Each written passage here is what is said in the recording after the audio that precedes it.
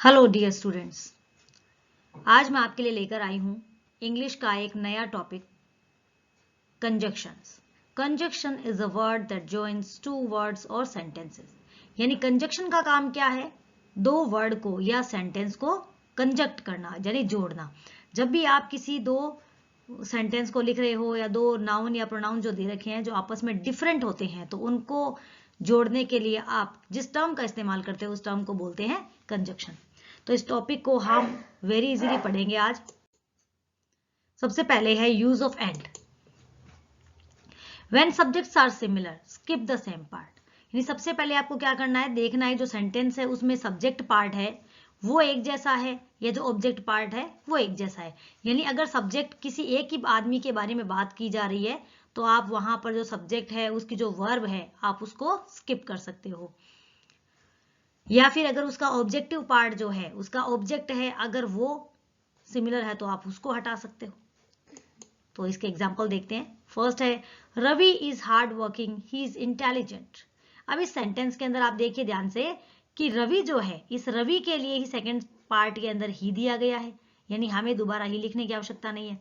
फिर इसकी वर्ब देखिए, ये जो इज है पहले सेंटेंस में है और दूसरे में है, तो हमें इसको हटा देना है। तो अब इस सेंटेंस को जब हम लिखेंगे तो सेंटेंस कैसे बन जाएगा? रवि इज, तो रवि इज आने के बाद हम इस ही इज वाले पार्ट को हटा देंगे। यानी इसका ऑब्जेक्ट जो पार्ट है वो दोनों ही क्या है? डिफरेंट है। अब जो डिफरेंट पार्ट होता है उन्हीं को कंजक्ट करने के लिए आपको कंजक्शन यहाँ पर लगाने की जरूरत है। तो जहां पे देखिए एंड जो है वो कहाँ पे लगा हुआ है? वो दोनों ऑब्जेक्ट को कंजक्ट कर रहा है, दोनों ऑब्जेक्ट के बीच में काम कर रहा है। तो सेंटेंस बना है Ravi is hard working and intelligent. Next देखिए व्हेन ऑब्जेक्ट्स आर सिमिलर। अगर आपके दोनों ऑब्जेक्ट, यहाँ पे जो ऑब्जेक्ट दे रखे हैं ये अलग अलग हैं, अगर ये ऑब्जेक्ट सिमिलर होते हैं तो आपको क्या करना है? बेसिक जो चीज है वो आपको क्या करनी है? अगर आपके ऑब्जेक्ट सेम है, ऑब्जेक्ट सेम है इसका मतलब आपके सब्जेक्ट डिफरेंट मिलेंगे, तो दोनों सब्जेक्ट को आपको जोड़ने के लिए एंड का यूज करना है। और इसका यूज करने के साथ साथ एक मेन जो चीज आपको याद रखनी है वो है use plural form of verb. क्योंकि एंड की वजह से आपका जो सब्जेक्ट है वो सिंगुलर से प्लूरल हो जाता है। तो प्लूरल अगर आपका सब्जेक्ट हो रहा है तो उसके अकॉर्डिंग आपको प्लूरल वर्ब भी लानी पड़ेगी। Like Hari wins the reward, Naina wins the reward. इस सेंटेंस में देखिए हरी और नैना जो सब्जेक्टिव पार्ट है केवल यही डिफरेंट है, बाकी विंस द रिवॉर्ड दोनों पार्ट सेम है। तो इस सेंटेंस को जब हम बनाएंगे तो कैसे सेंटेंस बनेगा? हरी एंड नैना, तो हमारा सब्जेक्ट पार्ट डिफरेंट है इसलिए हम इन दोनों को एंड से जोड़ेंगे, हरी एंड नैना। इसके बाद में विंस द रिवॉर्ड, दोनों में सेम पार्ट है तो उसको एक बार लिखेंगे।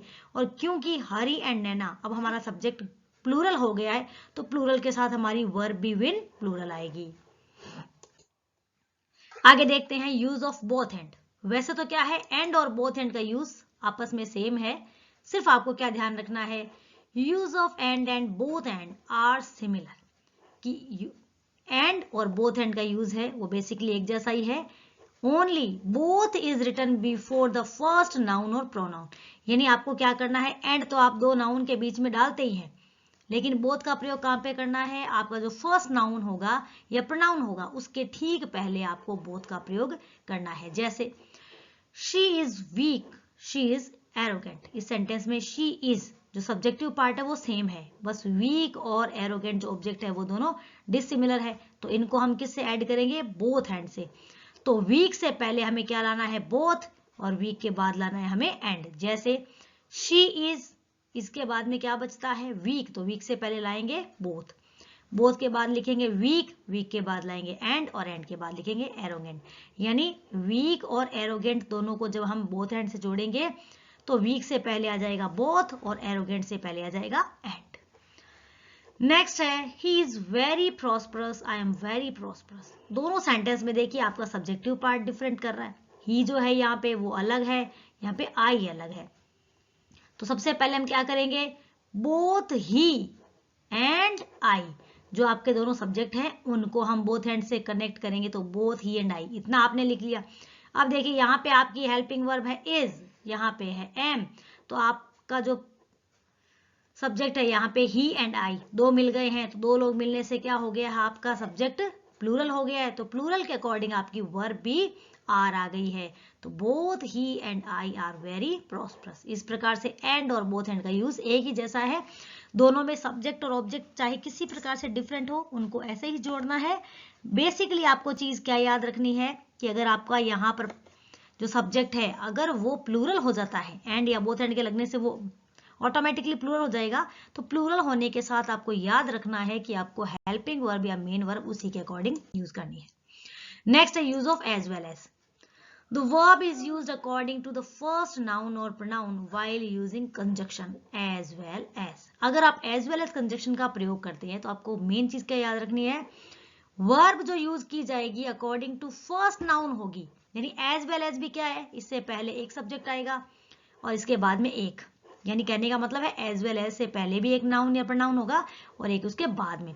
तो आपको यहाँ पे क्या याद रखना है, जो फर्स्ट नाउन या प्रोनाउन होगा उसके अकॉर्डिंग आपकी वर्ब होनी चाहिए। फर्स्ट एग्जांपल है he is fond of sweets, I am fond of sweets. यहाँ पे देखिए फॉन्ड ऑफ स्वीट्स तो दोनों में सेम है, डिफरेंट कर रहा है हमारा सब्जेक्टिव पार्ट। तो इसको जब हम जोड़ेंगे तो ही और आई को जोड़ेंगे एज वेल एज से, तो he and I as well as. अब देखिए ही एंड आई को जब आप जोड़ेंगे तो ही एज वेल एज आई। अब यहाँ पे देखिए जो आपकी वर्ब आ रही है इज, वो किसके अकॉर्डिंग आ रही है, वो आ रही है ही के अकॉर्डिंग। ठीक है, तो he as well as I is fond of sweets. तो याद रखें एज वेल एज का जब आप यूज करेंगे तो जो आपकी वर्ब है वो आपके फर्स्ट नाउन या प्रोनाउन के अकॉर्डिंग होनी चाहिए, ना कि आई के अकॉर्डिंग एम। नेक्स्ट देखिए they are lucky, she is lucky. इस सेंटेंस में भी आपका सब्जेक्टिव पार्ट है वो डिफरेंट है, दे और शी, और दोनों पार्ट इसमें भी सब्जेक्टिव पार्ट अलग होंगे। तो जब दोनों पार्ट अलग हैं तो इनको एज वेल एज से कनेक्ट करें, दे एज वेल एज शी। अब यहाँ पे देखिए सबसे पहले दे रखा है वो प्लूरल है तो उसके अकॉर्डिंग यहाँ पे क्या आ गया है, आर लकी। हमें शी के अकॉर्डिंग इज लकी नहीं करना है, इस चीज का ध्यान रखना है। पुनः बता देती हूँ एक बार कि जब आप एज वेल एज का प्रयोग करें तो बेसिकली इसमें क्या आपके सब्जेक्टिव पार्ट अलग आएंगे और इसमें आपको अपने फर्स्ट प्रोनाउन या नाउन के अकॉर्डिंग ही वर्ब लगानी है। आगे चलते हैं, नॉट ओनली बट ऑल्सो या आइदर और। इन दोनों का यूज एक ही जैसा है, इनमें एक ही जैसा रूल है वो अप्लाई करना है, तो मैं साथ में समझा रही हूँ आपको ताकि आपको समझने में आसानी रहे। The verb is used according to the second noun और प्रोनाउन। देखिए अभी हमने जो पढ़ा था एज वेल एज उसके जस्ट डिट्टो अपोजिट ये टॉपिक है। इसमें क्या रहता है कि जो वर्ब हम यूज करेंगे अब यहाँ पे वो सेकंड नाउन या प्रोनाउन के अकॉर्डिंग होगी, जबकि एज वेल एज में हमने क्या पढ़ा था कि आपकी वर्ब है वो आपके फर्स्ट नाउन या प्रोनाउन के अकॉर्डिंग रहेगी। जैसे फर्स्ट है रिया लाइक्स मैंगो, तो रिया सिंगुलर है इसलिए लाइक्स आया है। Her friends like mango, her friends plural है इसलिए आया है लाइक। तो इसको जब हम कनेक्ट करेंगे नॉट ओनली बट आल्सो का, तो इसका प्रयोग कैसा किया जाएगा, रिया और हर फ्रेंड्स दोनों सब्जेक्टिव पार्ट अलग हैं, तो रिया के पहले तो आएगा नॉट ओनली और हर फ्रेंड्स के पहले आएगा बट ऑल्सो। तो सेंटेंस बनेगा not only Riya but also her friends. अब यहाँ पे आपको क्या करना है, फ्रेंड्स के अकॉर्डिंग आपकी वर्ब क्या हो गई है, क्योंकि फ्रेंड्स क्या है प्लूरल, इसके अकॉर्डिंग आ जाएगा लाइक मैंगो। नेक्स्ट है you are going to teach, I am going to teach. इस सेंटेंस को हम आइदर और के द्वारा बना लेते हैं। इसमें भी देखिए यू जो सब्जेक्ट है वो डिफरेंट है और आई डिफरेंट है, क्योंकि इसमें जो ऑब्जेक्ट का सेंटेंस बनता है वो वेरी इजी होता है, तो बताने की जरूरत भी नहीं है। यहाँ पे देखिए अब यू और आई के बीच में हम लाएंगे आइदर और, तो आइदर यू और आई। अब इसमें हमें क्या करना है, सेकंड जो आपका प्रोनाउन क्या है आई, तो आई के अकॉर्डिंग क्या आ गया है एम, तो आइदर यू और I am going to teach. यहाँ पे हमें क्या ध्यान रखना है कि नॉट ओनली बट आल्सो और आइदर और का रूल क्या कहता है कि जो आपका सेकंड प्रोनाउन है, यहाँ पे हर फ्रेंड्स प्लूरल था इसलिए लाइक आ गया है, और यहाँ पे आई है तो आई के अकॉर्डिंग एम आ गया। ये चीज हमें याद रखनी है। नॉट ओनली बट आल्सो और आइदर और में अगर आपका ऑब्जेक्ट अलग है तो ऑब्जेक्ट को जब आप नॉट ओनली बट आल्सो और आइदर और से जोड़ेंगे तो बहुत परेशानी बिल्कुल आपको नहीं होगी, क्योंकि वहां पे आपको हेल्पिंग वर्ब वगैरह ना तो चेंज करनी है और ना ही किसी के अकॉर्डिंग आपको देखने की जरूरत है। आगे चलते हैं, use of neither nor. While using neither nor, not and helping verbs like do, does और डिड आर ओमिटेड। आपको क्या ध्यान रखना है, नेदर नॉर का मतलब क्या है, नेगेटिव सेंटेंस, ऐसा सेंटेंस जिसमें नेगेटिव सेंस आ रहा है, तो वहां पे आपको क्या करना है, नेदर नॉर का मतलब ही क्या है, अपने आप में नेगेशन दे रहे हैं। तो अगर किसी सेंटेंस में नॉट है और नॉट के साथ में डू, डज और डिड, ये जो हेल्पिंग वर्ब है, ये किस वजह से आती है, अगर आप सेंटेंस को नेगेटिव या इंटरोगेटिव में चेंज करते हो तो प्रेजेंट सिंपल में डू डज आता है और पास्ट सिंपल में डिड हेल्पिंग वर्ब हम लेके आते हैं।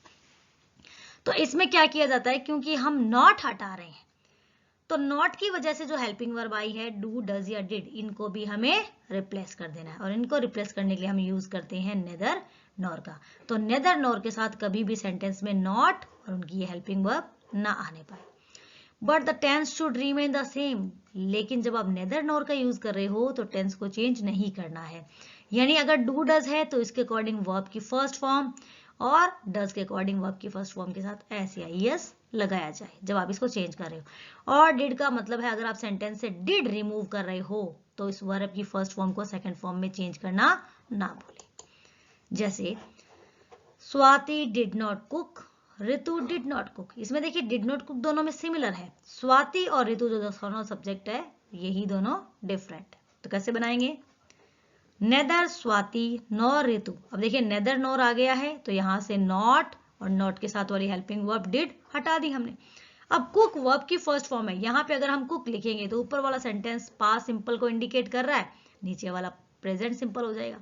तो याद रखें नेदर स्वाति नॉर ऋतु, ऐसा लिखने के बाद आप कुक वर्ब की सेकंड फॉर्म लाना ना भूलें। नेक्स्ट है he does not know English, I do not know English. यहां पे आपका ऑब्जेक्टिव पार्ट सेम है। दूसरा सेंटेंस है, इसमें ही और आई दोनों सब्जेक्ट आपके डिफरेंट है। पहले में डज नॉट आ रहा है हेल्पिंग वर्ब और नॉट, सेकंड वाले में डू नॉट आ रहा है। तो अब जब आप इस सेंटेंस को कनेक्ट करेंगे तो क्या आएगा, नेदर ही नॉर आई। उसके बाद क्या हो जाएगा, आई के अकॉर्डिंग तो यहाँ पे नो आ रहा है, और अगर यहाँ आई के स्थान पे सिंगुलर नाउन होता तो उसके अकॉर्डिंग आता नॉस। तो याद रखें नेदर नॉर में भी क्या होता है, आइदर और वाला रूल ही अप्लाई होता है। जैसे आइदर और है, नॉट ओनली बट ऑल्सो है, नेदर नॉर है, इन तीनों में क्या रहता है कि आपका जो सेकंड प्रोनाउन या नाउन है उसके अकॉर्डिंग ही आपको वर्ब लेके आनी है, लेकिन इसके साथ साथ आपको यहाँ पे नॉट और उसके साथ आने वाली हेल्पिंग वर्ब को रिमूव कर देना है। तो सेंटेंस बनेगा नेदर ही नॉर आई, और आई के अकॉर्डिंग आएगी वर्ब की first form no English. I hope आज का ये टॉपिक आपको बहुत अच्छे से मैंने समझा दिया है और आपको समझ में भी आ गया होगा।